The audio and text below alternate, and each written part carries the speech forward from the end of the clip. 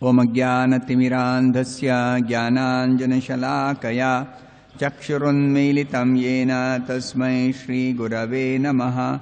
ನಮಃ ಓಂ ವಿಷ್ಣುಪಾದಾಯ ಕೃಷ್ಣಪ್ರೇಷ್ಠಾಯ ಭೂತಲೆ ಶ್ರೀಮತೆ ಭಕ್ತಿವೇದಾಂತಸ್ವಾಮಿನ್ನಿತಿ ನಾಮಿನೆ.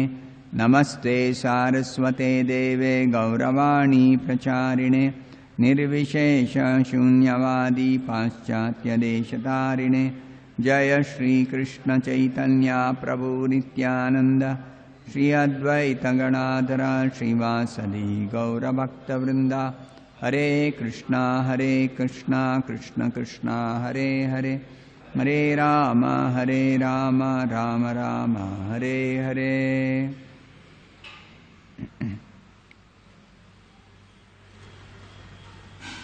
ಬ್ರಹ್ಮನ ಸೃಷ್ಟಿ ಆದಮೇಲೆ ಬ್ರಹ್ಮನಿಗೆ ಮುಂದಿನ ಸೃಷ್ಟಿ ಮಾಡಬೇಕು, ಅದು ಅವನ ನಿಗದಿತ ಕಾರ್ಯ ಕರ್ತವ್ಯ. ಆದರೆ ಬ್ರಹ್ಮನಿಗೆ ಸೃಷ್ಟಿ ಮಾಡಲಿಕ್ಕೆ ಭಗವಂತ ಶಕ್ತಿ ಕೊಡಬೇಕು. ಯಾವ ಭಗವಂತನನ್ನು ಬ್ರಹ್ಮ ಅವಲಂಬಿಸಿದ್ದಾನೆ, ಆ ಭಗವಂತನ ಕೃಪೆಯಿಂದ ಬ್ರಹ್ಮನಿಗೆ ಸೆಕೆಂಡರಿ ಕ್ರಿಯೇಷನ್ ಅಂದರೆ ಪ್ರಾಥಮಿಕ ಸೃಷ್ಟಿಯಾದ ನಂತರ ಯಾವ ಸೃಷ್ಟಿ ಭಗವಂತ ಮಾಡ್ತಾನೆ, ಮಹಾವಿಷ್ಣುವಾಗಿ ಭಗವಂತ 16 ಬೇರೆ ಬೇರೆ ಪದಾರ್ಥಗಳನ್ನು ಸೃಷ್ಟಿ ಮಾಡ್ತಾನೆ. ಹೇಗೆ ಅಡುಗೆ ಮಾಡಬೇಕಾದ್ರೆ ಅಡುಗೆಗೆ ಬೇಕಾದ ಸಾಮಗ್ರಿಗಳನ್ನು ಯಾರೂ ತಯಾರಿಸೋದಿಲ್ಲ. ಸಾಮಗ್ರಿಯನ್ನು ಬೆಳಿಬೇಕು ಅಥವಾ ಕೊಂಡ್ಕೊಂಬರಬೇಕು ಮಾರ್ಕೆಟಿಂದ. ಅದನ್ನು ಉಪಯೋಗಿಸಿ ಅಡುಗೆ ಮಾಡೋರು ಅಡುಗೆ ಮಾಡಬಹುದು, ಬೇರೆ ಬೇರೆ ತರಹ ತಿಂಡಿ ತಿನಿಸುಗಳನ್ನೆಲ್ಲ ತಯಾರಿಸ್ಬೋದು. ಅದೇ ತರಹ ಬ್ರಹ್ಮನಿಗೆ ಸೃಷ್ಟಿ ಮಾಡಬೇಕು ಅಂದರೆ ಬ್ರಹ್ಮನಿಗೆ ಬೇಕಾದ ಪದಾರ್ಥಗಳನ್ನು ವಿಷ್ಣು ಒದಗಿಸ್ಕೊಡ್ಬೇಕು, ಮಹಾವಿಷ್ಣು. ಪಂಚಭೂತ, ಈ ಭೂಮಿ, ನೀರು, ಗಾಳಿ, ಆಕಾಶ, ಅಗ್ನಿ, ಈ ಪಂಚಭೂತ ಪದಾರ್ಥಗಳನ್ನು ಮಹಾವಿಷ್ಣು ಸೃಷ್ಟಿಸ್ತಾನೆ. ಯಾತ್ರಿಂದ ಸೃಷ್ಟಿಸ್ತಾನೆ ಮಹಾವಿಷ್ಣು? ಭೌತಿಕ ಶಕ್ತಿಯಿಂದ.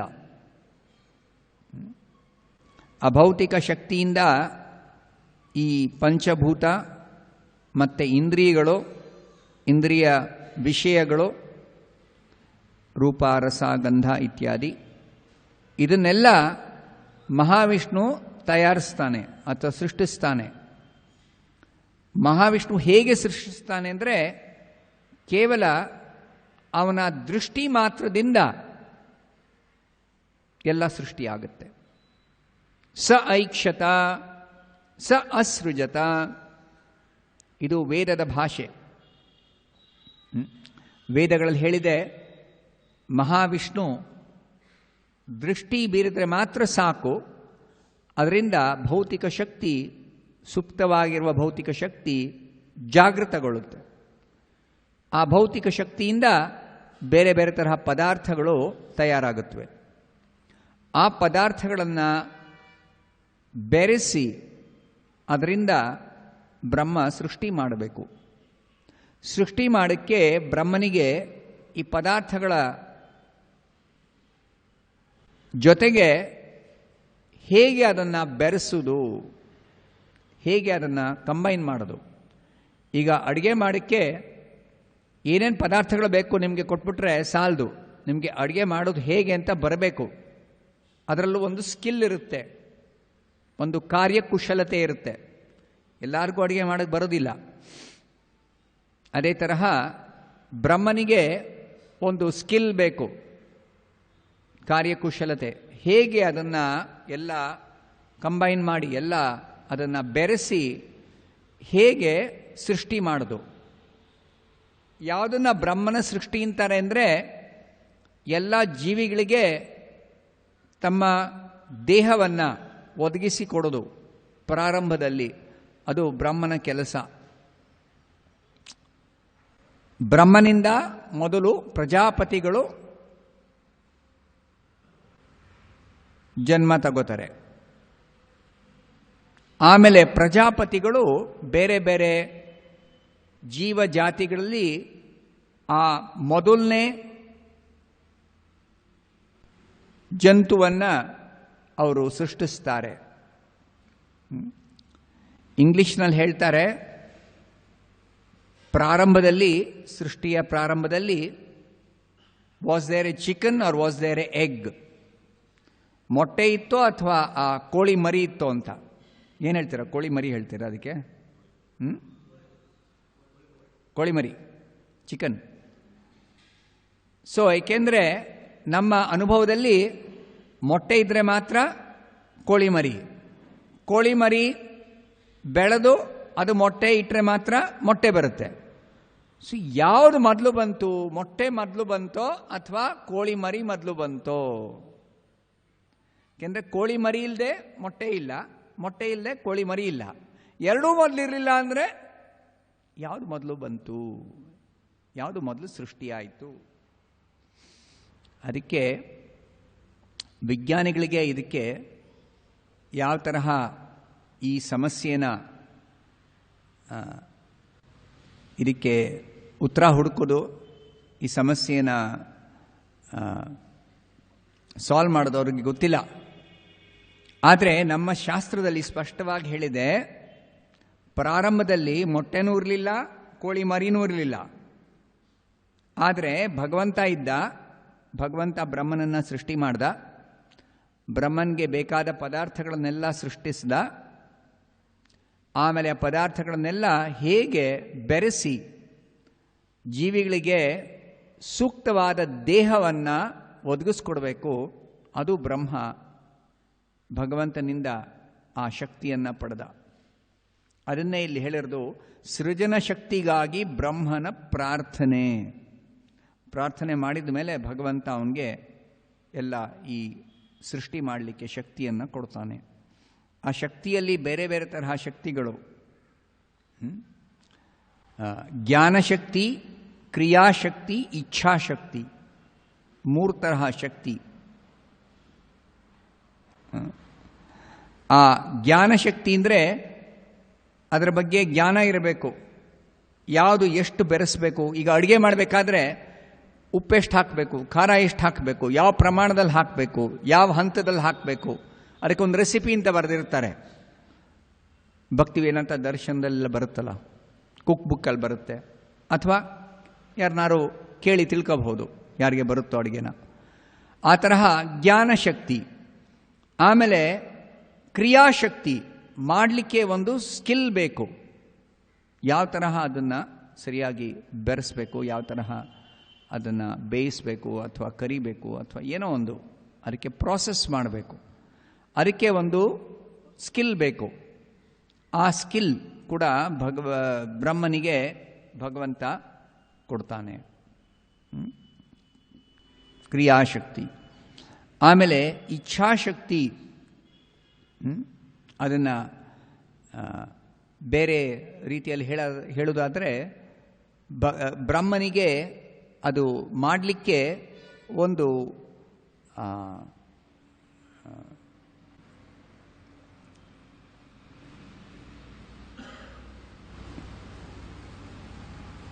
ಒಂದು ಸ್ಫೂರ್ತಿ ಬೇಕು. ಆ ಸ್ಫೂರ್ತಿ ಇಲ್ಲದೆ ಬ್ರಹ್ಮನಿಗೆ ಸೃಷ್ಟಿ ಮಾಡಲಿಕ್ಕೆ ಸಾಧ್ಯ ಆಗೋದಿಲ್ಲ. ಆ ಸ್ಫೂರ್ತಿಯನ್ನು ಕೂಡ ಭಗವಂತ ಕೊಡ್ತಾನೆ, ವಿಷ್ಣು ಕೊಡ್ತಾನೆ. ಅದರಿಂದ ಬ್ರಹ್ಮನಿಗೆ ಈ ಸೃಜನ ಶಕ್ತಿ ಭಗವಂತ ವಿಷ್ಣು ಕೊಡ್ತಾನೆ. ಶಿವನಿಗೆ ಈ ತರಹ ಲಯ ಮಾಡಲಿಕ್ಕೆ ಇಡೀ ಬ್ರಹ್ಮಾಂಡವನ್ನು ಎಲ್ಲ ಗ್ರಹಗಳನ್ನು ನಾಶ ಮಾಡಲಿಕ್ಕೆ. ಅದಕ್ಕೂ ಕೂಡ ಭಗವಾನ್ ವಿಷ್ಣುನೇ ಅವನಿಗೆ ಆ ಶಕ್ತಿ ಕೊಡ್ತಾನೆ. ಅವನಿಗೂ ಸಹ ಈ ನಾಶ ಮಾಡಬೇಕು ಅಂದರೆ ಅದು ಕೂಡ ಒಂದು, ಅದರಲ್ಲಿ ಕೂಡ ವಿಶೇಷವಾದ ಒಂದು ಕ್ರಮ ಇದೆ, ಹೇಗೆ ನಾಶ ಆಗುತ್ತೆ ಅಂತ. ಶಿವ ತಾಂಡವ ನೃತ್ಯ ಆಡಿ ಇಡೀ ಬ್ರಹ್ಮಾಂಡವನ್ನು ನಾಶ ಮಾಡ್ತಾನೆ ಅಂತ ಶಾಸ್ತ್ರ ಹೇಳುತ್ತೆ. ಆದರೆ ಅದರಲ್ಲಿ ಒಂದು ಸ್ಕಿಲ್ ಇದೆ, ಒಂದು ಜ್ಞಾನ ಇದೆ. ಯಾವ ತರಹ? ಮೊದಲು ಈ ದೇಹದ ನಾಶ ಅಂದರೆ, ಅಥವಾ ಯಾವುದೇ ಒಂದು ಪದಾರ್ಥದ ನಾಶ ಅಂದರೆ, ಅದು ಯಾವ ಪಂಚಭೂತಗಳನ್ನು ಸಂಯೋಜನೆ ಮಾಡಿ ಸೃಷ್ಟಿಯಾಗಿದೆಯೋ ಆ ಪಂಚಭೂತಗಳನ್ನು ಬೇರೆ ಬೇರೆ ಮಾಡಬೇಕು. ಪಂಚಭೂತಗಳು ಬೇರೆ ಬೇರೆ ಆಗಬೇಕು. ಆಮೇಲೆ ಪಂಚಭೂತಗಳು ಬೇರೆ ಬೇರೆ ಆದಮೇಲೆ ಆ ಪಂಚಭೂತಗಳು ಯಾವ್ದ್ರಿಂದ ಬಂದಿದೆ? ಮೂಲಭೂತವಾಗಿ ಮಹತ್ತತ್ವ ಎನ್ನುವ ಒಂದು ಭೌತಿಕ ಶಕ್ತಿಯ ಒಂದು ಅಭಿವ್ಯಕ್ತಿ, ಅದರಿಂದ ಬಂದಿದೆ. ಆ ಪಂಚಭೂತಗಳೆಲ್ಲ ಮತ್ತೆ ಮಹತ್ತತ್ವದಲ್ಲಿ ಹೋಗಿ ಲೀನವಾಗಬೇಕು. ಮಹತ್ತತ್ವ ಯಾತ್ರಿಂದ ಬಂದಿದೆ? ಪ್ರಧಾನ ಎನ್ನುವ ಒಂದು ಭೌತಿಕ ಶಕ್ತಿಯ ಇನ್ನೊಂದು ರೂಪ, ಅದರಿಂದ ಬಂದಿದೆ. ಮಹತ್ತತ್ವ ಮತ್ತೆ ಪ್ರಧಾನಕ್ಕೆ ಹೋಗಬೇಕು. ಈ ತರಹ ಕ್ರಮೇಣ ಲಯ ಮಾಡುವ ಆ ಕ್ರಮ ಇದೆ. ಅದು ಶಿವನಿಗೆ ವಿಷ್ಣುವಿನಿಂದ ಆ ಶಕ್ತಿ ಬರುತ್ತೆ, ಆ ಜ್ಞಾನ ಬರುತ್ತೆ, ಆ ಸಾಮರ್ಥ್ಯ ಬರುತ್ತೆ. ಈ ತರಹ ಈ ಒಂದು ರಹಸ್ಯವಾದ ಈ ಒಂದು ಜ್ಞಾನ ಇದು ಭಾಗವತದಲ್ಲಿ ಮಾತ್ರ ನಮಗೆ ಸಿಗುತ್ತೆ. ಬೇರೆ ಶಾಸ್ತ್ರಗಳಲ್ಲಿ ಇದನ್ನು ಸ್ಪಷ್ಟವಾಗಿ ಬಿಡಿಸಿ ಈ ಥರ ಹೇಳಿಲ್ಲ. ಯಾರು ಪರಮಸತ್ಯನೋ ಆ ಪರಮಸತ್ಯನಿಗೆ, ಆ ಪರಮಸತ್ಯ ವ್ಯಕ್ತಿನೋ ಅಥವಾ ವ್ಯಕ್ತಿ ಅಲ್ಲವೋ ಅದೇ ಒಂದು ದೊಡ್ಡ ಸಂಶಯ ದೊಡ್ಡ ದೊಡ್ಡ ದಾರ್ಶನಿಕರಿಗೆ. ಆದರೆ ಭಕ್ತರಿಗೆ ಇದು ಸ್ಪಷ್ಟವಾಗಿದೆ. ಅಂತಿಮವಾಗಿ ಪರಮ ಸತ್ಯ ಅಂದರೆ ಪರಮ ಪುರುಷ ಕೃಷ್ಣ, ಭಗವಂತ. ಮತ್ತೆ ಅವನ ಶಕ್ತಿಗಳಿವೆ, ಮತ್ತೆ ಅವನ ವಿಸ್ತೃತ ರೂಪ ಇದೆ. ಭಗವಂತ ಏಕಮೇವ ಅದ್ವಿತೀಯ, ಅವನೊಬ್ಬನೇ. ಆದರೆ ಅವನು ಅಪರಿಮಿತವಾದ ಪ್ರಮಾಣದಲ್ಲಿ ಶಕ್ತಿಗಳನ್ನು ಹೊಂದಿದ್ದಾನೆ. ಮತ್ತೆ ತನ್ನ ರೂಪವನ್ನು ವಿಸ್ತರಿಸಿ ಅನೇಕ ಬೇರೆ ಬೇರೆ ರೂಪಗಳಲ್ಲಿ ಬೇರೆ ಬೇರೆ ತರಹ ಅವನು ಕಾರ್ಯನಿರತನಾಗಿದ್ದಾನೆ. ಸ್ವತಃ ಕೃಷ್ಣನಿಗೆ ಯಾವ ಕೆಲಸ ಮಾಡಬೇಕಾಗಿಲ್ಲ. ಅವನ ಸಂಕಲ್ಪ ಮಾತ್ರದಿಂದ ಅವನ ಶಕ್ತಿಗಳಿಗೆ ಯಾವ ತರಹ ಆ ಶಕ್ತಿಗಳು ಕಾರ್ಯ ಮಾಡಬೇಕು ಅಂತ ಸಂಕಲ್ಪ ಮಾತ್ರದಿಂದ ಕೃಷ್ಣ ಆ ಶಕ್ತಿಗಳಿಗೆ ನಿರ್ದೇಶನ ನೀಡುತ್ತಾನೆ. ಮತ್ತೆ ತನ್ನ ಸ್ವಂತ ರೂಪದಿಂದ ಕೃಷ್ಣ ವಿಸ್ತರಿಸಿಕೊಳ್ತಾನೆ.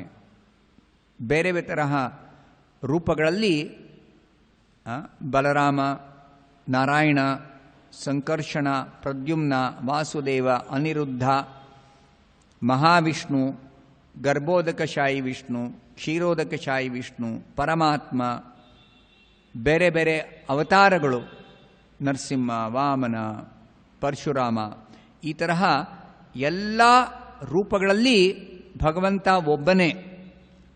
ಅವನೇ ಸ್ವತಃ ತನ್ನ ಮೂಲ ರೂಪದಿಂದ ವಿಸ್ತರಿಸಿಕೊಂಡು ಬೇರೆ ಬೇರೆ ರೂಪಗಳಲ್ಲಿ ಇದ್ದಾನೆ.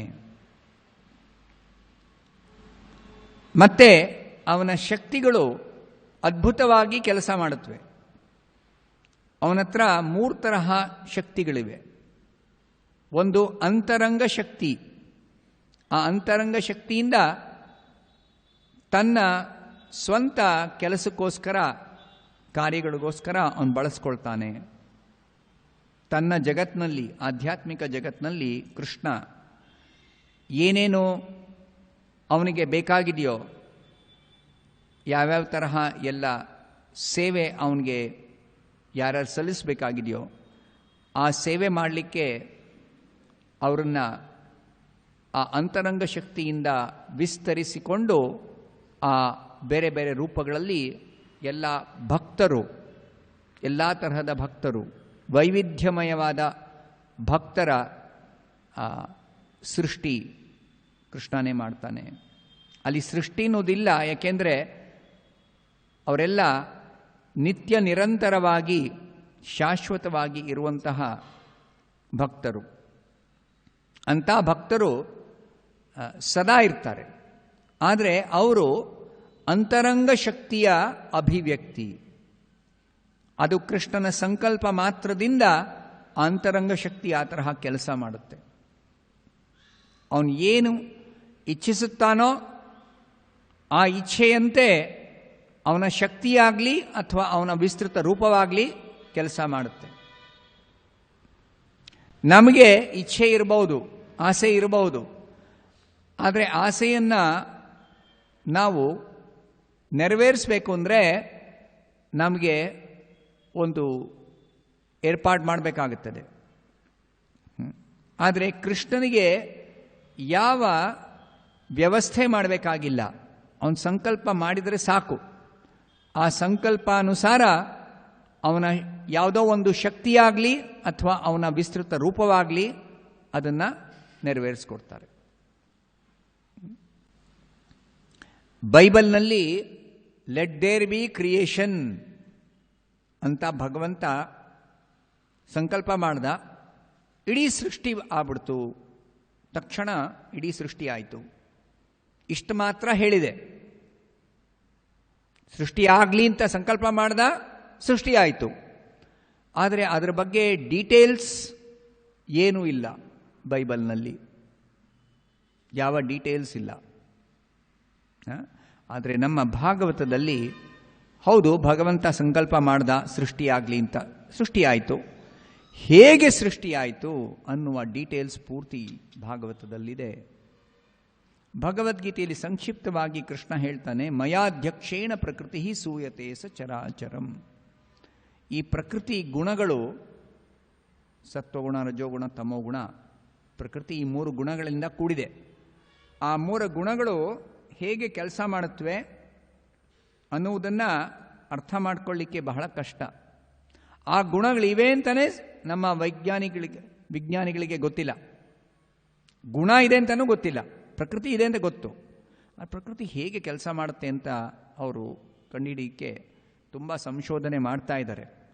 ಆದರೆ ಪ್ರಕೃತಿಯಲ್ಲಿ 3 ಗುಣಗಳಿವೆ ಅಂತಲೇ ಗೊತ್ತಿಲ್ಲ. ಗುಣ ಬಹಳ ಸೂಕ್ಷ್ಮವಾಗಿ ಕೆಲಸ ಮಾಡುವಂತಹ ಒಂದು ಪ್ರಕೃತಿಯ ಒಂದು ಅಭಿವ್ಯಕ್ತಿ. ಅದು ಭಗವದ್ಗೀತೆಯಲ್ಲಿ ವೇದಶಾಸ್ತ್ರಗಳಲ್ಲಿ ಹೇಳಿದೆ. ಈ ಪ್ರಕೃತಿ ಕೆಲಸ ಮಾಡಬೇಕಾದ್ರೆ 3 ಗುಣಗಳ ರೀತಿಯಲ್ಲಿ ಕೆಲಸ ಮಾಡುತ್ತೆ. ಆ ಗುಣಗಳ ಬೇರೆ ಬೇರೆ ಸ್ವಭಾವ ಅಥವಾ ಬೇರೆ ಬೇರೆ ತರಹ ಆ ಗುಣಗಳ ಲಕ್ಷಣ ಅದನ್ನು ಭಗವದ್ಗೀತೆಯಲ್ಲಿ ಸಂಕ್ಷಿಪ್ತವಾಗಿ ಮತ್ತು ಬೇರೆ ಭಾಗವತದಲ್ಲಿ ಬೇರೆ ಶಾಸ್ತ್ರಗಳಲ್ಲಿ ವಿಸ್ತೃತವಾಗಿ ವಿವರಿಸಲಾಗಿದೆ. ಆ ಗುಣಗಳು ಹೇಗೆ ಕೆಲಸ ಮಾಡುತ್ತವೆ, ಆ ಗುಣದ ಪ್ರಭಾವದಿಂದ ಬೇರೆ ಬೇರೆ ತರಹ ಪದಾರ್ಥಗಳು ಬದಲಾವಣೆ ಆಗುತ್ತೆ. ಉದಾಹರಣೆಗೆ ಒಂದು ಬೀಜ ಇದ್ದರೆ ಆ ಬೀಜವನ್ನು ನಾವು ಬಿತ್ತಿದರೆ ಭೂಮಿಯಲ್ಲಿ, ಮತ್ತೆ ನೀರಿನಿಂದ, ಗಾಳಿಯಿಂದ ಮತ್ತು ಸೂರ್ಯನ ಶಕ್ತಿಯಿಂದ ಈ ಎಲ್ಲ ಸೇರಿ ಆ ಬೀಜ ಒಂದು ಗಿಡವಾಗಿ ಬೆಳೆಯುತ್ತೆ. ಆದರೆ ಅಂತಹ ಬದಲಾವಣೆ ಆಗಬೇಕು ಅಂದರೆ ಅದಕ್ಕೆ ಪ್ರಕೃತಿ ಗುಣಗಳ ಒಂದು ಕಾರ್ಯ ಇದೆ ಅಲ್ಲಿ.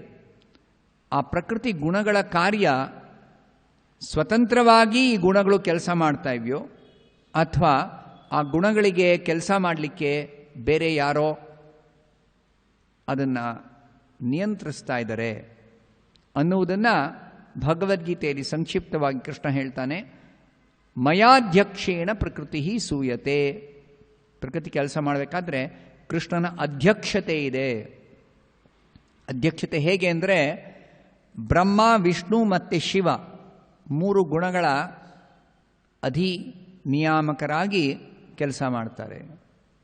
ಬ್ರಹ್ಮ ರಜೋಗುಣದ ನಿಯಾಮಕನಾಗಿ, ವಿಷ್ಣು ಸತ್ವಗುಣದ ನಿಯಾಮಕನಾಗಿ ಮತ್ತು ಶಿವ ತಮೋಗುಣದ ನಿಯಾಮಕರಾಗಿ ಅವರು ಈ ಮೂರು ಗುಣಗಳಿಗೆ ನಿರ್ದೇಶನ ಕೊಡ್ತಾರೆ. ಪ್ರತಿ ಕ್ಷಣದಲ್ಲಿ ಆ ಗುಣಗಳಿಗೆ ಈ ಮೂರು ದೇವತೆಗಳಿಂದ ಒಂದು ನಿರ್ದೇಶನ ಸಿಗುತ್ತೆ. ಆದೇಶದ ಪ್ರಕಾರ ಈ ಗುಣಗಳು ಕೆಲಸ ಮಾಡುತ್ತವೆ. ಆದರೆ ಗುಣಗಳು ದುರ್ಗಾದೇವಿಯಾಗಿ ಅಭಿವ್ಯಕ್ತವಾಗಿವೆ. ಅದಿನ್ನೊಂದು ರಹಸ್ಯ. ದುರ್ಗಾ ಅಂತ ಹೇಳ್ತೀವಿ ನಾವು, ಆದರೆ ದುರ್ಗಾ ಶಕ್ತಿ ಅಂತ ಪೂಜೆ ಮಾಡ್ತಾರೆ. ಶಕ್ತಿ ದೇವತೆ, ಶಕ್ತಿ ದೇವಿ, ದುರ್ಗಾದೇವಿ. ಆದರೆ ದುರ್ಗಾ ಕೆಲಸ ಮಾಡಬೇಕಾದ್ರೆ ಅವಳಿಗೆ ಸ್ವಾತಂತ್ರ್ಯ ಇಲ್ಲ. ದುರ್ಗಾದೇವಿಗೆ ಸ್ವಾತಂತ್ರ್ಯ ಇಲ್ಲ. ದುರ್ಗಾದೇವಿ ಭಗವಂತನ ಸಂಕಲ್ಪದ ಪ್ರಕಾರ ಈ ಮೂರು ದೇವತೆಗಳ ಆದೇಶದಂತೆ ಕೆಲಸ ಮಾಡಬೇಕು. ಆದರೆ ಈ ಮೂರು ದೇವತೆಗಳು ಮೂರು ಗುಣಗಳ ಅಧಿಪತಿಗಳಾಗಿ ಕೆಲಸ ಮಾಡ್ತಿದ್ರೂ ಬ್ರಹ್ಮ, ವಿಷ್ಣು, ಶಿವರಿಗೆ ಸಮಾನವಾದ ಅಧಿಕಾರ ಇಲ್ಲ. ಬ್ರಹ್ಮ ಮತ್ತು ಶಿವ ಈ ಮೂರು ಗುಣಗಳಿಗೆ ಅಧೀನವಾಗಿ ಯಾವಾಗಲೂ ಇರ್ತಾರೆ. ಅವರು ಆ ಗುಣಗಳ ಒಡೆಯರಾಗಿ ಇರುವುದಿಲ್ಲ. ವಿಷ್ಣು ಮಾತ್ರ ಆ ಗುಣಗಳಿಗೆ ಅತೀತವಾಗಿ ಆ ಮೂರು ಗುಣಗಳ ಒಡೆಯನಾಗಿ ಇರ್ತಾನೆ. ಅದರಿಂದ ಬ್ರಹ್ಮನಿಗೆ ಹಾಗಿದ್ರೆ ರಜೋಗುಣದ ಅಧಿಪತಿ ಅಂತ ಯಾಕೆ ಹೇಳಿದ್ದಾರೆ? ಬ್ರಹ್ಮನೇ ಸ್ವತಃ ಮೂರು ಗುಣಗಳ ಅಧೀನದಲ್ಲಿದ್ದರೂ ಬ್ರಹ್ಮನಿಗೆ ಯಾಕೆ ರಜೋಗುಣದ ಅಧಿಪತಿ ಅಂತ ಹೇಳಿದ್ದಾರೆ? ಅದೊಂದು ಪೋಸ್ಟ್ ಇದ್ದ ಹಾಗೆ. ಈಗ ಉದಾಹರಣೆಗೆ ಒಂದು ಆಸ್ಪತ್ರೆಯಲ್ಲಿ ಒಬ್ಬರು ಡಾಕ್ಟರ್ ಅಂತ, ಕಣ್ಣಿನ ಡಾಕ್ಟರ್ ಅಂತ, ಅವರು ಆ ಕಣ್ಣಿನ ಬಗ್ಗೆ ಎಲ್ಲ ಅಧ್ಯಯನ ಮಾಡಿ ಅದು ಎಲ್ಲ ಇಂಟರ್ನ್ಶಿಪ್ ಪ್ರಾಕ್ಟೀಸ್ ಎಲ್ಲ ಮಾಡಿ ಆ ಕಣ್ಣಿನ ಚಿಕಿತ್ಸೆ ಮಾಡಲಿಕ್ಕೆ ಕಣ್ಣಿನ ಡಾಕ್ಟರು ಸ್ಪೆಷಲಿಸ್ಟ್ ಅಂತ ಅಪಾಯಿಂಟ್ ಮಾಡ್ತಾರೆ ಆಸ್ಪತ್ರೆಯಲ್ಲಿ. ಈಗ ಆ ಡಾಕ್ಟರ್ಗೆ ಯಾರು ಏನೋ ಕಣ್ಣು ಪ್ರಾಬ್ಲಮ್ ಇದ್ದರೆ ಹೋಗಿ ಅವ್ರಿಗೆ ಕನ್ಸಲ್ಟ್ ಮಾಡಿ ಏನು ಪ್ರಾಬ್ಲಮ್ ಇದೆ ಅಂತ ಚಿಕಿತ್ಸೆ ಮಾಡಿಸ್ಕೋಬಹುದು. ಅಂದ ಮಾತ್ರಕ್ಕೆ ಅವ್ರಿಗೆ ಕಣ್ಣಿನ ಯಾವ ರೋಗ ಬರುವುದಿಲ್ಲ ಅಥವಾ ಅವ್ರ ಕಣ್ಣು ಯಾವಾಗಲೂ ಸ್ವಸ್ಥವಾಗಿರುತ್ತೆ ಅಂತ ಹೇಳೋಕ್ಕಾಗತ್ತಾ ನಾವು? ಇಲ್ಲ. ಅವ್ರಿಗೂ ಕೆಲವು ಸರಿ ಕಣ್ಣಿನಾರು ಆಗಬಹುದು, ಅವ್ರಿಗೂ ಕ್ಯಾಟ್ರಾಕ್ಟ್ ಬರಬಹುದು, ಅವರು ಆಪರೇಷನ್ ಮಾಡಿಸ್ಕೋಬೇಕಾಗತ್ತೆ. ಅದೇ ತರಹ ಬ್ರಹ್ಮನಿಗೆ ಒಂದು ಪೋಸ್ಟ್ ಕೊಟ್ಟಿದ್ದಾರೆ. ಯಾರೋ ಕೃಷ್ಣ ಕೊಟ್ಟಿದ್ದಾನೆ, ರಜೋಗುಣದ ನಿಯಂತ್ರಕನಾಗಿ, ಕಂಟ್ರೋಲರ್ ಆಗಿ ನೀನಿಲ್ಲಿ ಕೆಲಸ ಮಾಡುವಂತ. ಅಂದ ಮಾತ್ರಕ್ಕೆ ಬ್ರಹ್ಮ ರಜೋಗುಣದ ಆಚೆ ಇದ್ದಾನೆ ಅಂತಲ್ಲ. ಬ್ರಹ್ಮ ರಜೋಗುಣದ ಅಧೀನದಲ್ಲೇ ಕೆಲಸ ಮಾಡ್ತಾನೆ. ಹಾಗೆ ಶಿವ ಕೂಡ ತಮೋಗುಣದ ನಿಯಂತ್ರಕ, ಕಂಟ್ರೋಲರ್ ಆಫ್ ತಮೋಗುಣ. ಆದರೆ ಅವನು ಆ ತಮೋಗುಣಕ್ಕೆ ಅಧೀನವಾಗಿಲ್ಲ ಅಂತ ಹೇಳೋಕ್ಕಾಗೋದಿಲ್ಲ. ಆದ್ದರಿಂದ ಬ್ರಹ್ಮ ಮತ್ತು ಶಿವ ಅವರು ಸಂಪೂರ್ಣವಾಗಿ ತಮ್ಮ ಕಂಟ್ರೋಲ್ನಲ್ಲಿ ಎಲ್ಲ ಇಟ್ಕೊಂಡಿಲ್ಲ. ಎಷ್ಟು ಪ್ರಮಾಣದಲ್ಲಿ ಅವ್ರಿಗೆ ಯಾವ ಕೆಲಸಕ್ಕೋಸ್ಕರ ಎಷ್ಟು ಶಕ್ತಿ ಬೇಕು, ಎಷ್ಟು ಸಾಮರ್ಥ್ಯ ಬೇಕು, ಅದನ್ನು ಮಾತ್ರ ಭಗವಂತ ಕೊಟ್ಟಿದ್ದಾನೆ. ಅದು ಕೂಡ ಭಗವಂತನ ಆದೇಶದ ಪ್ರಕಾರ ಅದನ್ನು ಬಳಸಬೇಕಾಗುತ್ತದೆ. ಇಲ್ಲದೆ ಹೋದರೆ ಅವರೇನಾದ್ರು ತಪ್ಪು ಮಾಡಿದರೆ ಅಥವಾ ತಮ್ಮ ಎಷ್ಟು ಅಧಿಕಾರ ಇದೆ ಅದಕ್ಕಿಂತ ಹೆಚ್ಚು ಅವ್ರ ಅಧಿಕಾರವನ್ನು ಉಪಯೋಗಿಸಿದ್ರೆ ಅವ್ರಿಗೆ ಅದರಿಂದ ಶಿಕ್ಷೆ ಇರುತ್ತೆ. ಆ ತರಹ ಹೇಗೆ ಈಗ IAS ಆಫೀಸರ್ ಅವ್ರಿಗೆ ತುಂಬ ಪವರ್ ಇರುತ್ತೆ, ಆ ಪವರ್ ಮಿಸ್ಯೂಸ್ ಮಾಡ್ಕೊಂಡ್ರೆ ಆಮೇಲೆ ಅವ್ರಿಗೆ ಅದರಿಂದ ಬೇರೆ ಒಂದು ಹೈಯರ್ ಅಥಾರಿಟಿಯಿಂದ ಅವ್ರಿಗೆ ಶಿಕ್ಷೆ ಇರುತ್ತೆ. ಅದೇ ತರಹ ಬ್ರಹ್ಮ ಮತ್ತು ಶಿವ ಅವ್ರು ಎಂದೂ ತಮ್ಮ ಅಧಿಕಾರವನ್ನು ಮೀರಿ ಏನೂ ಕೆಲಸ ಮಾಡೋದಿಲ್ಲ. ಏಕೆಂದರೆ ಅವರು ಬಹಳ ರೆಸ್ಪಾನ್ಸಿಬಲ್ ಪೊಸಿಷನ್ನಲ್ಲಿದ್ದಾರೆ, ತುಂಬ ಒಂದು ದೊಡ್ಡ ಜವಾಬ್ದಾರಿಯ ಸ್ಥಾನದಲ್ಲಿದ್ದಾರೆ. ಕೆಲವೊಮ್ಮೆ ಇಂದ್ರ ಅವನಿಗೂ ಒಂದು ಜವಾಬ್ದಾರಿ ಇದೆ, ಆದರೆ ಕೆಲವೊಮ್ಮೆ ಇಂದ್ರನಿಗೆ ತುಂಬ ಹೆಚ್ಚಿನ ಒಂದು ಆಸೆ ಇದ್ದರೆ ಕೆಲವೊಮ್ಮೆ ತನ್ನ ಅಧಿಕಾರಕ್ಕೆ ಮೀರಿ ಅವನು ಏನೋ ಒಂದು ಕೆಲಸ ಮಾಡೋಕ್ಕೆ ಹೋಗಿ ಆವಾಗ ಅವನಿಗೆ ಆ ಅಧಿಕಾರವನ್ನು ಮೀರೋದ್ರಿಂದ ಅವನಿಗೆ ಅದರ ಒಂದು ರಿಯಾಕ್ಷನ್, ಒಂದು ಪ್ರತಿಕ್ರಿಯೆ ಅನುಭವಿಸ್ಬೇಕಾಗ್ತದೆ. ಹೇಗೆ ಕೃಷ್ಣ ಯಾರು ಅಂತ ಇಂದ್ರನಿಗೆ ಮೊದಲು ಗೊತ್ತಾಗಲಿಲ್ಲ. ಬೃಂದಾವನದಲ್ಲಿ ಕೃಷ್ಣ ಅವತಾರ ತಗೊಂಡ್ಮೇಲೆ ಬೃಂದಾವನದಲ್ಲಿ ಕೃಷ್ಣ ಇಡೀ ಬೃಂದಾವನ ವಾಸಿಗಳ ಕೇಂದ್ರ ಬಿಂದುವಾಗಿ ಕೃಷ್ಣ ತನ್ನ ಲೀಲೆಯನ್ನು ನಡೆಸ್ತಾ ಇದ್ದ. ಇಂದ್ರನಿಗೆ ಕುತೂಹಲ, ಈ ಬಾಲಕ ಹೇಗೆ ಎಲ್ಲರ ಆಕರ್ಷಣೆಗೆ ಪಾತ್ರನಾಗಿದ್ದಾನೆ, ಹೇಗೆ ಆಕರ್ಷಿಸುತ್ತಾನೆ ಅಂತ ಕುತೂಹಲ ಇಂದ್ರನಿಗೆ. ಅದಕ್ಕೆ ಇಂದ್ರನಿಗೆ ಗೊತ್ತಾಗಲಿಲ್ಲ ಕೃಷ್ಣನೇ ಆ ಸಣ್ಣ ಬಾಲಕನಾಗಿ ಅಲ್ಲಿ ಬೃಂದಾವನದಲ್ಲಿ ಅವತರಿಸಿದ್ದಾನೆ ಅಂತ ಮೊದಲು ಗೊತ್ತಿರಲಿಲ್ಲ. ಆದರೆ ಒಮ್ಮೆ ಇಂದ್ರ ಯಜ್ಞವನ್ನು ಕೃಷ್ಣ ನಿಲ್ಲಿಸಿದಾಗ ಕೃಷ್ಣನ ಬಗ್ಗೆ ಕೋಪ ಮಾಡಿಕೊಂಡು ಇವನಿಗೆ ಒಂದು ಪಾಠ ಕಲಿಸ್ತೀನಿ ಅಂತ ಸಂವರ್ತಕ ಮೋಡವನ್ನು ಆದೇಶಿಸಿ, ಅದು ಪ್ರಳಯ ಸಮಯದಲ್ಲಿ ಮಾತ್ರ ಬಳಸಬೇಕು. ಅದ್ರ ಕೆಲಸ ಇರೋದು ಇಂದ್ರನಿಗೆ ಪ್ರಳಯ ಆಗಬೇಕಾದ್ರೆ ಮಾತ್ರ ಆ ಮೋಡದಿಂದ ಮಳೆ ಸುರಿಸಬೇಕು. ಆದರೆ ಪ್ರಳಯದ ಅಗತ್ಯ ಇಲ್ಲ, ಸುಮ್ಮನೆ ಕೋಪ ಮಾಡಿಕೊಂಡು ಅಹಂಕಾರದಿಂದ ಇವ್ರಿಗೆ ಪಾಠ ಕಲಿಸ್ಬೇಕು ಅಂತ ಧಾರಾಕಾರವಾದ ಮಳೆಯನ್ನು ಸುರಿಸಿ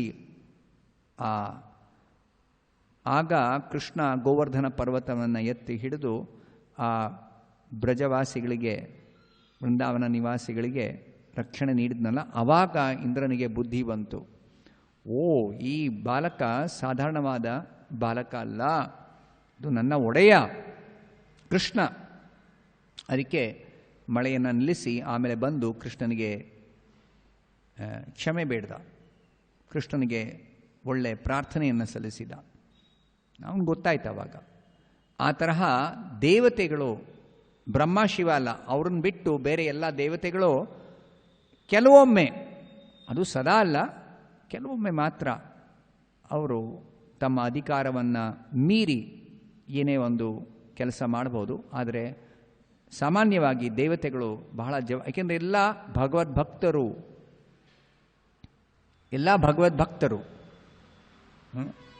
ಕೆಲವರು ಮಾತ್ರ ಭಗವಂತನ ಶುದ್ಧ ಭಕ್ತರು. ಅಂಥ ಶುದ್ಧ ಭಕ್ತರು ಎಂದೂ ತಪ್ಪು ಮಾಡುವುದಿಲ್ಲ.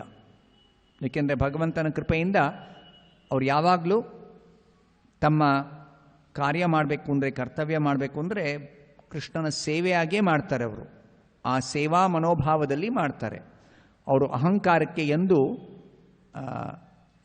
ಬಲಿಯಾಗುವುದಿಲ್ಲ, ಅಹಂಕಾರದಿಂದ ಏನೂ ಕೆಲಸ ಮಾಡೋದಿಲ್ಲ. ಅನಹಂಕಾರ ಏವಚ, ಭಕ್ತರ ಲಕ್ಷಣ ಭಗವದ್ಗೀತೆಯಲ್ಲಿ ಕೃಷ್ಣ ಹೇಳ್ತಾನೆ, ಅನಹಂಕಾರ. ಭಕ್ತರಿಗೆ ಅಹಂಕಾರದಿಂದ ಯಾವ ಪ್ರಭಾವ ಇರುವುದಿಲ್ಲ. ಆದರೆ ಯಾರು ಶುದ್ಧ ಭಕ್ತರಲ್ಲವೋ ಅವರು ಸ್ವಲ್ಪ ಭಕ್ತಿಯನ್ನು ಇಟ್ಕೊಂಡು ಮಿಶ್ರಿತವಾದ ಭಕ್ತಿ, ಕರ್ಮ ಮಿಶ್ರಿತ, ಜ್ಞಾನ ಮಿಶ್ರಿತ, ಎರಡು ತರಹ ಮಿಶ್ರಿತವಾದ ಭಕ್ತಿಯನ್ನು ಸಲ್ಲಿಸಬಹುದು. ಅಂತಹ ಮಿಶ್ರಿತವಾದ ಭಕ್ತಿಯನ್ನು ಯಾರು ಸಲ್ಲಿಸುತ್ತಾರೋ ಅವ್ರಿಗೆ ಕೆಲವೊಮ್ಮೆ ಅಹಂಕಾರದಿಂದ ಈ ಭಕ್ತಿಯನ್ನು ಬಿಟ್ಬಿಟ್ಟು ಅಹಂಕಾರದಿಂದ ಒಂದು ಭೌತಿಕ ಆಸೆಯನ್ನು ಪೂರೈಸಿಕೊಳ್ಳಿಕ್ಕೆ ಅಥವಾ ಯಾವುದೋ ಒಂದು ಕೋಪದಿಂದ, ಕಾಮ, ಕ್ರೋಧ, ಲೋಭ, ಮೋಹ ಇತ್ಯಾದಿಗಳ ಪ್ರಭಾವದಿಂದ ಅವರು ತಮ್ಮ ಅಧಿಕಾರವನ್ನು ಮೀರಿ ಬೇರೆ ಏನೋ ಕೆಲಸ ಮಾಡ್ತಾರೆ. ಆದರೆ ಭಕ್ತರು ಸಾಮಾನ್ಯವಾಗಿ ತಮ್ಮ ಅಹಂಕಾರವನ್ನು ನಿಗ್ರಹಿಸಿ ಭಗವಂತನ ಸೇವೆಯಂತೆ, ಭಗವಂತನ ಆದೇಶದಂತೆ ಯಾವಾಗಲೂ ನಡ್ಕೋತಾರೆ. ಆದರೆ ಯಾರು ಭಕ್ತರಲ್ಲವೋ ಅವರು ಸದಾ ಅಜ್ಞಾನದಲ್ಲಿರ್ತಾರೆ. ಅಹಂಕಾರದಿಂದಾನೇ ಅವರು ಯಾವಾಗಲೂ ಕೆಲಸ ಮಾಡೋದು. ಅಹಂಕಾರ ಅವ್ರಿಗೆ ತಪ್ಪಾಗಿ ತಾವೇ ಒಡೆಯರು, ಸ್ವತಂತ್ರರು, ಅವ್ರಿಗೆ ಯಾವ ಭಗವಂತನ ಪ್ರಜ್ಞೆ ಇಲ್ಲ, ಭಗವಂತನ ಜ್ಞಾನ ಇಲ್ಲ, ಭಗವಂತನ ಆಧಿಪತ್ಯದ ಒಂದು ಯಾವ ಜ್ಞಾನ ಇಲ್ಲ ಅವ್ರಿಗೆ. ಅದರಿಂದ ಅಜ್ಞಾನದಲ್ಲಿ ಯಾವಾಗಲೂ ಅಂತಹ ಕೆಲಸ ಮಾಡ್ತಿರ್ತಾರೆ. ಅದರಿಂದ ಯಾರಿಗೆ ಸರಿಯಾದ ಜ್ಞಾನ ಇದೆ ಅಂದರೆ ಭಗವದ್ಭಕ್ತರಿಗೆ ಮಾತ್ರ. ಯಾಕೆ ಭಗವದ್ಭಕ್ತರಿಗೆ ಮಾತ್ರ ಸರಿಯಾದ ಜ್ಞಾನ ಇರುತ್ತೆ ಅಂದರೆ, ಬೇರೆಯವ್ರಿಗೆ ಬೇರೆ ತರಹ ಜ್ಞಾನ ಇದ್ರೂ ಭಗವಂತನ ಬಗ್ಗೆ ಜ್ಞಾನ ಇಲ್ಲ. ಎಲ್ಲ ಜ್ಞಾನದ ಮೂಲ ಕೃಷ್ಣ, ಅದು ತಿಳ್ಕೊಂಡಿರಬೇಕು. ಭಗವದ್ಗೀತೆಯ 4ನೇ ಅಧ್ಯಾಯದಲ್ಲಿ ಕೃಷ್ಣ ಅತ್ಯಂತ ರಹಸ್ಯವಾದ ಜ್ಞಾನ ಅರ್ಜುನನಿಗೆ ಬೋಧನೆ ಮಾಡಬೇಕಾದ್ರೆ, ಯಾವುದು ರಹಸ್ಯವಾದ ಜ್ಞಾನ ಅಂದರೆ, ಎಲ್ಲ ಜೀವಿಗಳು ನನ್ನ ಅಂಶ, ಪ್ರತಿಯೊಂದು ಅಸ್ತಿತ್ವದಲ್ಲಿರುವ ಪ್ರತಿಯೊಂದು ನನ್ನ ಅಂಶ, ಅದು ನನಗೇ ಸೇರಿದ್ದು, ನನ್ನ ಒಂದು ಭಾಗ, ನಾನೇ ಒಡೆಯ, ನಾನೇ ಪೂರ್ಣ, ಎಲ್ಲವೂ ಅಂಶ, ನನ್ನ ಜೊತೆ ಪ್ರತಿಯೊಂದಕ್ಕೂ ಸಂಬಂಧ ಇದೆ. ಇದನ್ನು ತಿಳ್ಕೊಳ್ಳೋದು ಇದು ಅತ್ಯಂತ ರಹಸ್ಯವಾದ ಜ್ಞಾನ. ಯಾರಿಗೂ ಸ್ವಾತಂತ್ರ್ಯ ಇಲ್ಲ, ಯಾವುದೂ ಸ್ವತಂತ್ರವಾಗಿ ಅಸ್ತಿತ್ವದಲ್ಲಿಲ್ಲ. ಎಲ್ಲ ಕೃಷ್ಣನ ಅಂಶವಾಗಿ ಕೃಷ್ಣನ ನಿಯಂತ್ರಣದಲ್ಲೇ ಪ್ರತಿಯೊಂದು ಕೆಲಸ ಮಾಡ್ತಾ ಇದೆ. ಇದನ್ನು ತಿಳ್ಕೊಂಬಿಟ್ರೆ ನಾವು ಸಾಕು, ಬೇರೆ ಯಾವ ಡೀಟೇಲ್ ಬೇಕಾಗಿಲ್ಲ, ಬೇರೆ ಯಾವ ಡೀಟೇಲ್ ಬೇಕಾಗಿಲ್ಲ. ಇಷ್ಟು ತಿಳ್ಕೊಂಡ್ರೆ ಅರ್ಜುನನಿಗೆ ಅದೇ ಕೃಷ್ಣ 4ನೇ ಅಧ್ಯಾಯದಲ್ಲಿ ಮುಖ್ಯವಾಗಿ ಹೇಳೋದು. ದಿವ್ಯಜ್ಞಾನ ಯಾವುದು? ದಿವ್ಯಜ್ಞಾನ ಅಂದರೆ ಇದೆ, ಕೃಷ್ಣನೇ ಪರಮ ನಿಯಾಮಕ, ಎಲ್ಲವೂ ಕೃಷ್ಣನ ನಿಯಂತ್ರಣದಲ್ಲೇ ಇರೋದು, ಎಲ್ಲವೂ ಕೃಷ್ಣನ ಅಂಶ, ಶಕ್ತಿಯಾಗಲಿ, ವ್ಯಕ್ತಿಯಾಗಲಿ, ಅಥವಾ ಯಾವುದೇ ದೇವತೆ ಆಗಲಿ, ಯಾರೇ ಆಗಲಿ, ಎಲ್ಲರೂ ಕೃಷ್ಣನ ಅಂಶ, ಕೃಷ್ಣನ ನಿಯಂತ್ರಣದಲ್ಲೇ, ಕೃಷ್ಣನ ಅಂಶವಾಗಿ ಕೆಲಸ ಮಾಡ್ತಾ ಇದ್ದಾರೆ. ಇದು ದಿವ್ಯವಾದ ಜ್ಞಾನ. ಈ ಜ್ಞಾನ ಇದ್ದರೆ ಸಾಕು. ಈ ಜ್ಞಾನ ಪಡೆದ ಮೇಲೆ ನಾವು ಕೃಷ್ಣನ ಭಕ್ತರಾಗಿ ಕೃಷ್ಣನ ಸೇವೆ ಮಾಡಿದರೆ ಸಾಕು, ಇನ್ನೇನು ಮಾಡಬೇಕಾಗಿಲ್ಲ. ಈ ಜ್ಞಾನ ಇದ್ಮೇಲೂ ಭಕ್ತಿ ಇಲ್ಲದೆ ಹೋದರೆ, ಕೃಷ್ಣನ ಭಕ್ತಿ ಇಲ್ಲದೆ ಹೋದರೆ ನಾವು ಮತ್ತೆ ಅಹಂಕಾರಕ್ಕೆ ಒಳಗಾಗ್ತೇವೆ.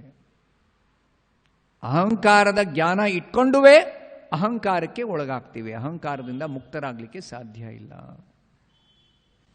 ಅನೇಕ ಜನ ಈ ಪ್ರಪಂಚ ಹೇಗೆ ಕೆಲಸ ಮಾಡ್ತಾ ಇದೆ ಅಂತ, ಯಾಕೆ ಜನ ತಪ್ಪು ಮಾಡ್ತಾರೆ, ಯಾಕೆ ಜನ ತಪ್ಪು ದಾರಿಯಲ್ಲಿ ಹೋಗ್ತಾರೆ ಅಂದರೆ ಅಹಂಕಾರ ಅದಕ್ಕೆ ಕಾರಣ ಅಂತ ಸಂಶೋಧನೆ ಮಾಡಿ ಅಥವಾ ಅಧ್ಯಯನ ಮಾಡಿ ತಿಳ್ಕೊಂಡ್ರೂ ಅಂತಹ ಅಹಂಕಾರದಿಂದ ಮುಕ್ತರಾಗಬೇಕು ಅಂದರೆ ಭಕ್ತಿಯಿಂದ ಮಾತ್ರ ಸಾಧ್ಯ. ಅಹಂಕಾರದ ಬಗ್ಗೆ ಜ್ಞಾನ ಇದ್ರೂ ಅಂತಹ ಅಹಂಕಾರದಿಂದ ಮುಕ್ತರಾಗಲಿಕ್ಕೆ ಭಕ್ತಿ ಬೇಕು, ಕೃಷ್ಣ ಭಕ್ತಿ ಬೇಕು. ಅಂತಹ ಕೃಷ್ಣ ಭಕ್ತಿ ಬಹಳ ಸುಲಭವಾಗಿ ಚೈತನ್ಯ ಮಹಾಪ್ರಭುಗಳು ನಮಗೆ ಕೊಡುಗೆಯಾಗಿ ನೀಡಿದ್ದಾರೆ. ಹರೇ ಕೃಷ್ಣ ಮಂತ್ರ ಹೇಳುವ ಮಾತ್ರದಿಂದ ನಮಗೆ ಆ ಭಕ್ತಿ ಸಿಗುತ್ತೆ. ಇದು ಚೈತನ್ಯ ಮಹಾಪ್ರಭುಗಳ ಕೊಡುಗೆ. ಅವರ ಕೃಪೆಯಿಂದ ಆ ಹರೇ ಕೃಷ್ಣ ಮಂತ್ರವನ್ನು ನಮಗೆ ಕೊಟ್ಟಿದ್ದಾರೆ.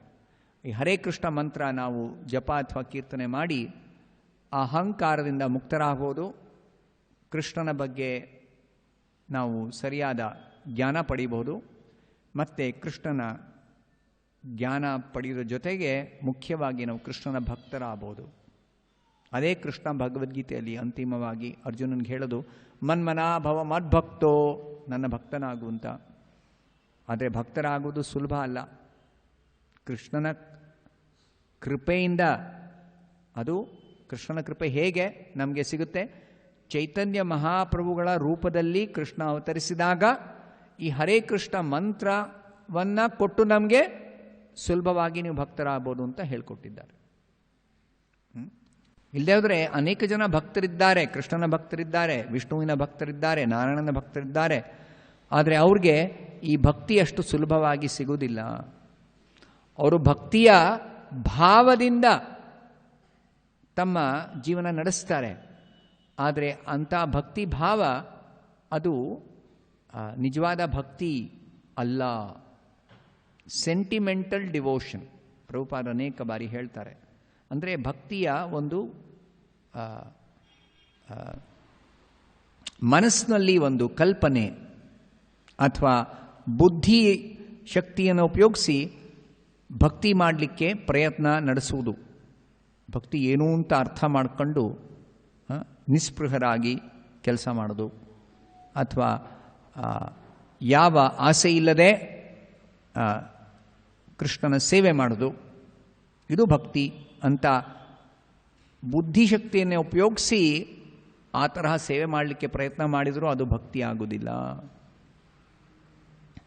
ಭಕ್ತಿ ಯಾವಾಗ ನಿಜವಾದ ಭಕ್ತಿ ಅಂತ ಹೇಳ್ತೀವಿ? ಯಾವಾಗ ನಮ್ಮ ಹೃದಯ, ನಮ್ಮ ಪ್ರಜ್ಞೆ, ನಮ್ಮ ಚೇತನ ಸಂಪೂರ್ಣವಾಗಿ ಶುದ್ಧವಾಗಿರುತ್ತೆ. ಶುದ್ಧ ಚಿತ್ತದಿಂದ ಮತ್ತೆ ಕೃಷ್ಣನಿಗೆ ಸಂಪೂರ್ಣವಾಗಿ ಶರಣಾಗತರಾಗಿ, ಕೃಷ್ಣನಿಗೆ ಸಮರ್ಪಣಾ ಭಾವದಲ್ಲಿ ಸಂಪೂರ್ಣವಾಗಿ ಶರಣಾಗತರಾಗಿ ಕೃಷ್ಣನ ಸೇವೆ ಸಲ್ಲಿಸಿದ್ರೆ ಅದು ಕೃಷ್ಣನ ಸೇವೆ, ಕೃಷ್ಣನ ಸಂತೋಷಕ್ಕೋಸ್ಕರ, ಕೃಷ್ಣನ ತೃಪ್ತಿಗೋಸ್ಕರ, ಕೃಷ್ಣನಿಗೋಸ್ಕರ ಕೃಷ್ಣನ ಸೇವೆ, ನಮಗೋಸ್ಕರ ಅಲ್ಲ. ಕೃಷ್ಣನನ್ನು ಸಂಪರ್ಕಿಸುವುದೇ ಬಹಳ ಕಷ್ಟ, ಕೃಷ್ಣನ ಸಮೀಪ ಹೋಗುವುದೇ ಕಷ್ಟ. ಇನ್ನು ಕೃಷ್ಣನ ತೃಪ್ತಿಗೋಸ್ಕರ ಹೇಗೆ ನಾವೇನು ಮಾಡಬಹುದು, ಅದಿನ್ನೂ ಕಷ್ಟ. ಆದ್ದರಿಂದ ಭಕ್ತಿ ಅಷ್ಟು ಸುಲಭ ಅಲ್ಲ. ಆದರೆ ಚೈತನ್ಯ ಮಹಾಪ್ರಭುಗಳು ಸುಲಭ ಮಾಡಿಕೊಟ್ಟಿದ್ದಾರೆ ನಮಗೆ. ಅವರು ನೇರವಾಗಿ ನಮಗೆ ಬೋಧನೆ ಮಾಡಿದ್ದಾರೆ. ಹರೇ ಕೃಷ್ಣ ಮಂತ್ರ ಉಚ್ಚಾರಣೆ ಮಾಡಿ, ಶ್ರವಣ ಮಾಡಿ, ಕೀರ್ತನೆ ಮಾಡಿ ನೇರವಾಗಿ ಹೇಳಿದ್ದಾರೆ. ಆ ಉಪದೇಶವನ್ನು ನಾವು ಸ್ವೀಕರಿಸಿದರೆ ಸಾಕು. ಹರೇ ಕೃಷ್ಣ ಕೃಷ್ಣ ಕೃಷ್ಣ ಹರೇ ಹರೇ, ಹರೇ ರಾಮ ರಾಮ ರಾಮ ಹರೇ ಹರೇ. ಈ ಹರೇ ಕೃಷ್ಣ ಮಂತ್ರವನ್ನು ಉಚ್ಚಾರಣೆ ಮಾಡಿದರೆ ಸಾಕು, ಶ್ರವಣ ಮಾಡಿದರೆ ಸಾಕು. ಚೈತನ್ಯ ಮಹಾಪ್ರಭುಗಳ ಆದೇಶದ ಪ್ರಕಾರ ಯಾವ ರೀತಿ ನಾವು ಮಾಡಬೇಕು ಅಂತ ಶಿಕ್ಷಾಷ್ಟಕ ಎಂಬ 8 ಶ್ಲೋಕಗಳಲ್ಲಿ ಚೈತನ್ಯ ಮಹಾಪ್ರಭುಗಳು ತಿಳಿಸ್ಕೊಟ್ಟಿದ್ದಾರೆ. ತೃಣಾದಪಿ ಸುನೀಚೇನ ತರೋರಪಿ ಸಹಿಷ್ಣುನ ಅಮಾನಿನ ಮಾದೇನ ಕೀರ್ತನೀಯ ಸದಾಹರಿಹಿ. ಈ ಹರೇ ಕೃಷ್ಣ ಮಂತ್ರವನ್ನು ಕೀರ್ತನೆ ಅಥವಾ ಜಪ ಮಾಡಬೇಕು ಅಂದರೆ, ಶ್ರವಣ ಕೀರ್ತನ ಮಾಡಬೇಕು ಅಂದರೆ ನಮಗೆ ಅದರ ಬಗ್ಗೆ ಆಕರ್ಷಣೆ ಇಲ್ಲ, ರುಚಿ ಇಲ್ಲ ಅಂತ ನಾವು ಮೊದಲು ಅದನ್ನು ಅರ್ಥ ಮಾಡ್ಕೋಬೇಕು. ಯಾಕೆ ಇಷ್ಟು ಸುಲಭವಾದ ಒಂದು ಉಪದೇಶವನ್ನು ಸರಿಯಾಗಿ ಅದನ್ನು ಆಚರಿಸಲಿಕ್ಕೆ ತುಂಬ ಕಷ್ಟ ಜನರಿಗೆ? ಅನೇಕ ಜನ ನಾವು ಭೇಟಿ ಮಾಡ್ತೀವಿ, ಹೇಳ್ತೀವಿ ಅವ್ರಿಗೆ ಹರೇ ಕೃಷ್ಣ ಮಂತ್ರ ಜಪ ಮಾಡಿ. ಎಷ್ಟೋ ಜನ ಅದನ್ನು ಭಾಳ ಸೀರಿಯಸ್ ಆಗಿ, ಗಂಭೀರವಾಗಿ ಅದನ್ನು ಪರಿಗಣಿಸುವುದಿಲ್ಲ. ಆದರೆ ಕೆಲವರು ಅದನ್ನು ಸ್ವೀಕರಿಸ್ತಾರೆ, ಉಪದೇಶವನ್ನು ಸ್ವೀಕರಿಸ್ತಾರೆ. ಆದರೆ ಅವರು ಜಪ ಮಾಡಿದ್ರೂ ಅವ್ರಿಗೆ ಆ ಜಪದಿಂದ ಅಷ್ಟು ಬೇಗ ಆ ಜಪದ ಒಂದು ರಿಸಲ್ಟ್ ಏನಿದೆ ಅದು ಸಿಗೋದಿಲ್ಲ. ಯಾಕೆ ಅಂದರೆ ಚೈತನ್ಯ ಮಹಾಪ್ರಭುಗಳು ನಮಗೆ ಬೋಧನೆ ಮಾಡ್ತಾರೆ, ಶಿಕ್ಷಾಷ್ಟಕದಲ್ಲಿ ಹೇಳ್ಕೊಡ್ತಾರೆ, ದುರ್ದೈವಂ, ನಮ್ಮ ದುರ್ದೈವ ಏನು, ಇಹಾಜನಿ ನ ಅನುರಾಗ, ಈ ಹರೇ ಕೃಷ್ಣ ಮಂತ್ರದ ಬಗ್ಗೆ ನಮಗೆ ಸ್ವಲ್ಪನೂ ಅಭಿರುಚಿ ಇಲ್ಲ. ನಮ್ಮ ಮನಸ್ಸು ಈ ಹರೇ ಕೃಷ್ಣ ಮಂತ್ರದ ಬಗ್ಗೆ ಸ್ವಲ್ಪನೂ ಆಕರ್ಷಣೆ ಹೊಂದಿಲ್ಲ, ಮಾಡಲಿಕ್ಕೆ ನಮಗೆ ಇಷ್ಟ ಇಲ್ಲ. ಹೇಗೋ ಬಲವಂತವಾಗಿ ಕಡ್ಡಾಯವಾಗಿ ಮಾಡಬೇಕು ಅಂತ ನಾವು ಕೂತ್ಕೊಂಡು ಮಾಡ್ಬೋದು, ಆದರೆ ಮನಸ್ಸು ಬೇರೆ ಎಲ್ಲೋ ಇರುತ್ತೆ, ನಮ್ಮ ಚಿತ್ತ ಬೇರೆ ಎಲ್ಲೋ ಇರುತ್ತೆ, ನಮ್ಮ ಹೃದಯ ಬೇರೆ ಎಲ್ಲೋ ಇದೆ, ಬೇರೆ ಯಾವುದೋ ಕೆಲಸದಲ್ಲಿ ಅಥವಾ ಕಾರ್ಯದಲ್ಲಿ ವಿಚಾರದಲ್ಲಿ ಬೇರೆ ಯಾವುದೋ ಕೆಲಸದಲ್ಲಿ ನಮ್ಮ ರುಚಿ ಇರಬಹುದು, ನಮ್ಮ ಆಕರ್ಷಣೆ ಇರಬಹುದು. ಈ ಹರೇ ಕೃಷ್ಣ ಮಂತ್ರದ ಬಗ್ಗೆ ಹೇಗೆ ನಮಗೆ ಆಕರ್ಷಣೆ ಉಂಟಾಗುತ್ತೆ? ಅದಕ್ಕೆ ಚೈತನ್ಯ ಮಹಾಪ್ರಭುಗಳು ಹೇಳ್ತಾರೆ, ತೃಣಾದಪಿ ಸುನೀಚೇನ, ಅದಕ್ಕೆ ಒಂದು ಉಪಾಯ ಹೇಳ್ಕೊಟ್ಟಿದ್ದಾರೆ. ವಿನಮ್ರ ಭಾವದಿಂದ, ಅತ್ಯಂತ ವಿನಮ್ರ ಭಾವದಿಂದ. ಎಷ್ಟು ನಮ್ರರಾಗಿರಬೇಕು ಅದಕ್ಕೆ ಉದಾಹರಣೆ ಕೊಡ್ತಾರೆ. ತೃಣ ಅಂದರೆ ಒಂದು ಹುಲ್ಲಿನ ಕಡ್ಡಿ ಎಲ್ಲೋ ಬಿದ್ದಿದೆ, ಯಾರೋ ಅದನ್ನು ಪರಿಗಣಿಸುವುದಿಲ್ಲ, ಯಾರೂ ಪರಿಗಣಿಸುವುದಿಲ್ಲ. ಆ ಹುಲ್ ಮೇಲೆ ತುಳ್ಕೊಂಡು ಹೋದ್ರೂ ಯಾರು, ಓ ನೀವು ಅಲ್ಲೊಂದು ಹುಲ್ ಕಡ್ಡಿ ಇದೆ ಅದನ್ನು ತುಳಿತಾ ಇದ್ದೀರಾ, ಕಣ್ ಕಾಣಲ್ವಾ ನಿಮಗೆ ಗಮನ ಇರಬಾರ್ದಾ ಅಂತ ಯಾರೂ ನಿಮ್ಮನ್ನು ಬೈಯೋದಿಲ್ಲ. ಆ ಹುಲ್ ಕಡ್ಡಿ ಕೂಡ ಏನೂ ಹೇಳುವುದಿಲ್ಲ, ಬೇರೆ ಯಾರೂ ನಿಮ್ಮನ್ನು ಏನು ಆಕ್ಷೇಪಣೆ ಮಾಡೋದಿಲ್ಲ. ಅಂತಹ ಒಂದು ಸ್ಥಾನ, ಅತ್ಯಂತ ಕ್ಷುದ್ರವಾದ ಸ್ಥಾನ, ಅದು ನಮ್ಮ ನಿಜವಾದ ಸ್ಥಾನ ಈ ಪ್ರಪಂಚದಲ್ಲಿ. ಕೋಟ್ಯಂತರ ಅಸಂಖ್ಯಾತ ಜೀವಿಗಳಲ್ಲಿ ನಾವೊಬ್ಬರು ಜೀವಾತ್ಮ. ಎಲ್ಲರಿಗೂ ಪ್ರಕೃತಿಯ ನಿಯಮದ ಪ್ರಕಾರ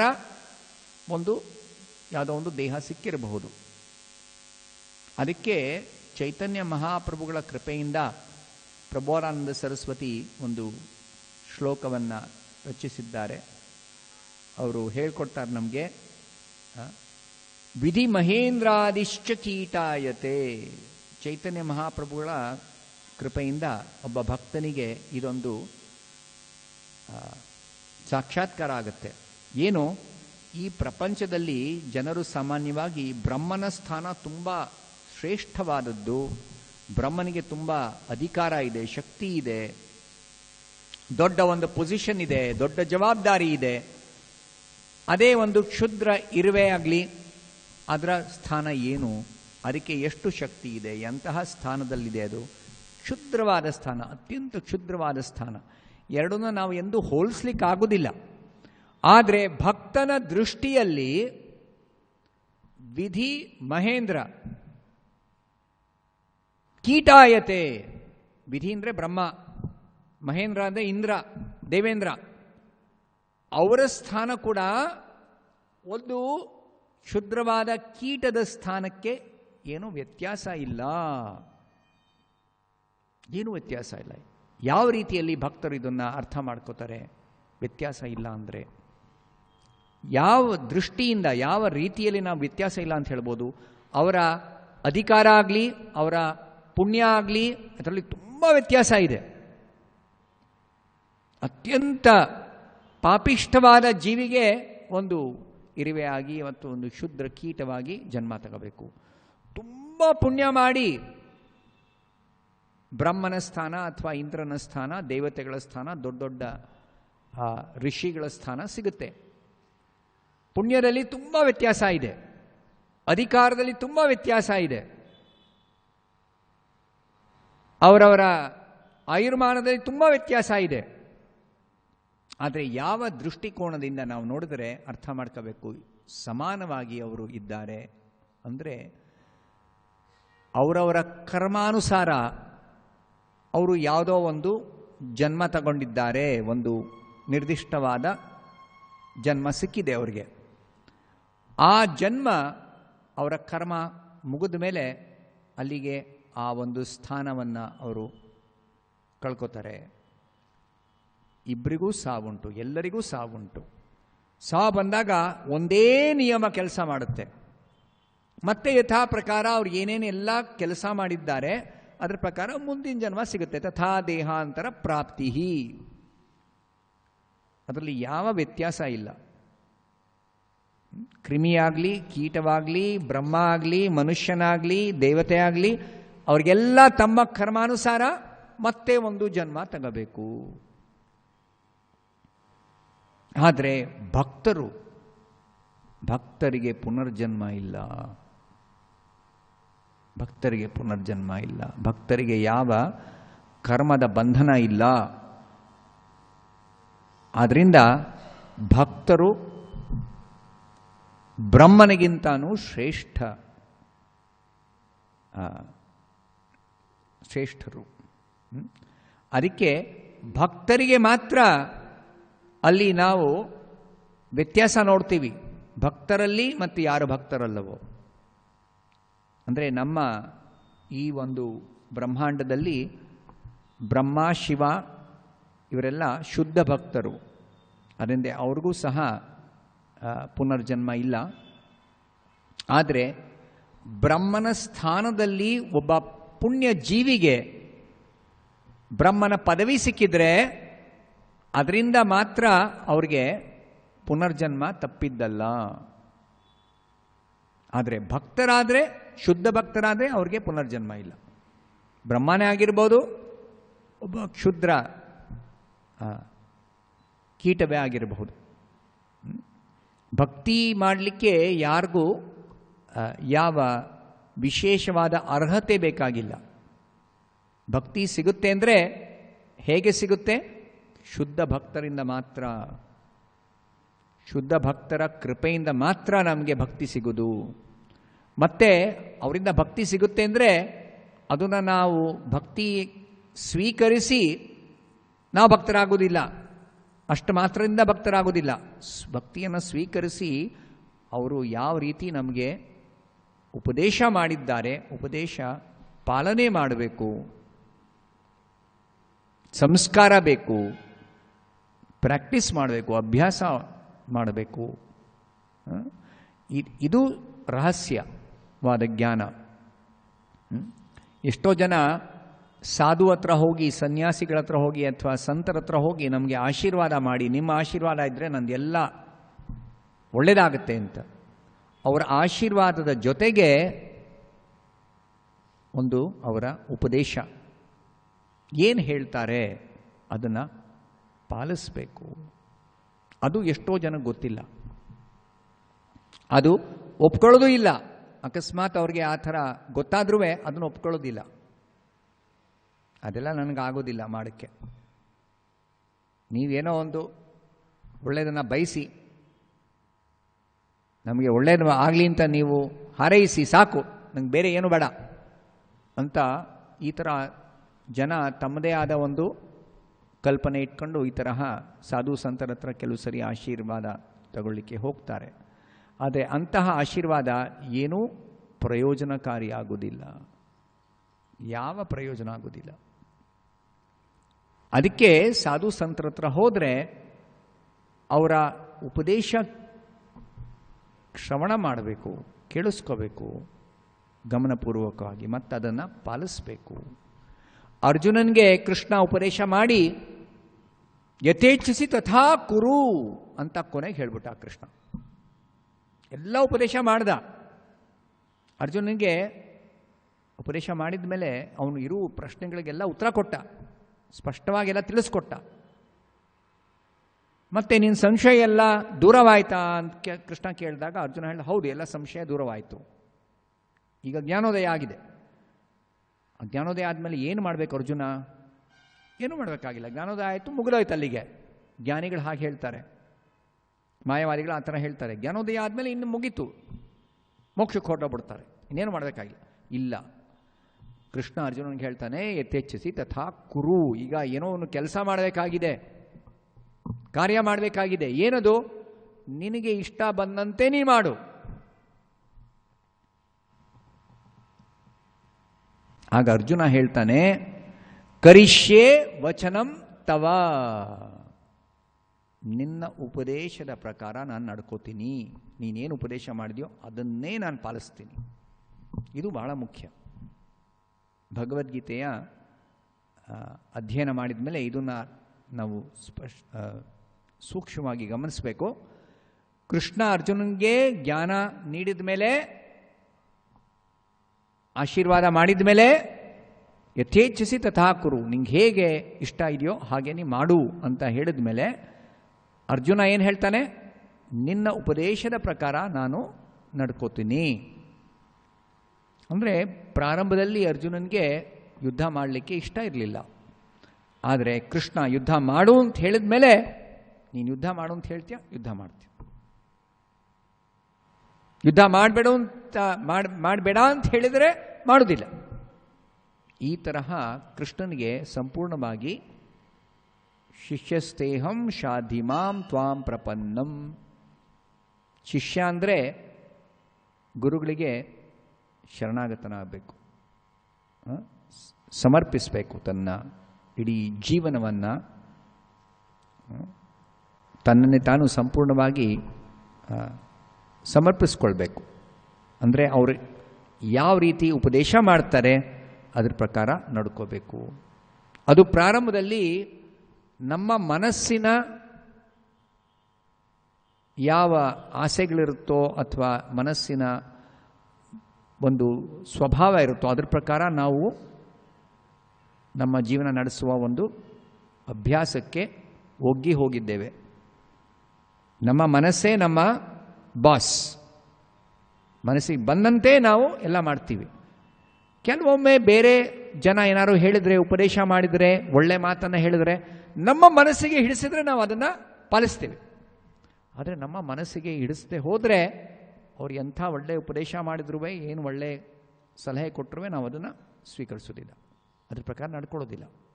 ಅವ್ರು ಎದುರಿಗೆ ಹೇಳ್ಬಿಡ್ತೀವಿ, ಹಾಂ ಆಯ್ತಾಯ್ತು ಮಾಡ್ತೀನಿ ಅಂತ. ಆದರೆ ನಾವು ಮಾಡೋದಿಲ್ಲ ಆ ಥರ. ಆ ತರಹ ಕೃಷ್ಣನ ಬಗ್ಗೆ